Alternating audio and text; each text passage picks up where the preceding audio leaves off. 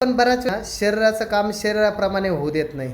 म्हणजे काय का आपण शरीराला आहे ना आपल्याप्रमाणे हँडल करतो आणि शरीराला जर आपल्याप्रमाणे आपण हँडल करत असाल ना तर शरीर तितकं काम नाही चांगलं करत. म्हणजे काय इरिटेशन वाढतं आणि शरीरात जर इरिटेशन वाढायला लागलं म्हणजे आजारांची सुरुवात झाली आणि इरिटेशन वाढतच गेलं तर तोच आजार मोठ्या स्वरूपात होतो. म्हणजे काही काही वेळेस आजारांची साखळीच तयार व्हायला लागते. तर हे का होतं का प्रत्येक अवयवाला एक त्याची ना सायकल पूर्ण व्हायला वेळ असतो.